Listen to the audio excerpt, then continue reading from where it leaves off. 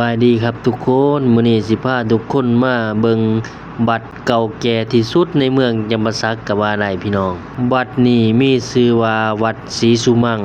วัดนี้มีอายุ300กว่าปีตั้งอยู่ริมแม่น้ำโขงหรือว่าริมแม่น้ำของเมืองจำปาสักทางลงไปวัดผู้จำปาสักครับพี่น้องในสมัยตะกี้บริเวณแถวๆนี้เอิ้นว่าอาณาจักรด่านสร้างจำปาสักปัจจุบันก็คือแขวงจำปาสักสปป.ลาวครับพี่น้องลักษณะปัจจุบันก็ถือว่าเป็นวัดด่างที่มีร่องรอยความคลังและเก่าแก่หลงเหลืออยู่ถึงว่าสิเป็นวัดด่างแต่ก็เป็นจุดแสดงถึงประวัติศาสตร์อันยาวนานของแขวงจำปาสักที่ว่าเคยเป็นอาณาจักรที่สำคัญในภาคใต้ของลาวอยู่ในวัดแห่งนี้ยังมีพระพุทธรูปศักดิ์สิทธิ์องค์ใหญ่ที่ชาวบ้านเอิ้นกันว่าพระเจ้าใหญ่ศรีสุมั่งถือว่าเป็นศูนย์รวมจิตใจของผู้คนในท้องถิ่นหรือว่าจากต่างถิ่นเนาะพี่น้องที่ว่ามาไหว้ขอพรกันแต่ละมื้อก็มีหลายๆคนมาไหว้ขอพรสิ่งศักดิ์สิทธิ์อยู่ที่แห่งนี้เป็นจำนวนหลายครับพี่น้องนอกนั้นก็ยังมีโฮมต้นโกลมสาที่ว่าให้ความร่มเย็นแก่ผู้คนที่มาขอพรครับพี่น้องต้นโกลมสาอยู่วัดแห่งนี้คาดว่าสิมีอายุหลายร้อยปีครับพี่น้อง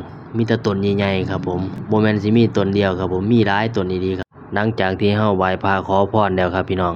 เฮาก็มานั่งอยู่ริมแม่น้ำคลองอยู่แคมป์ทาเนาะครับพี่น้องเนาะเบิ่งบรรยากาศน้ำคลองหรือว่าเบิ่งบรรยากาศฟังแม่น้ำคลองเมืองนั้นลมพัดเย็นสบายครับพี่น้องนี่ก็คือบรรยากาศวัดศรีสุมั่งครับผม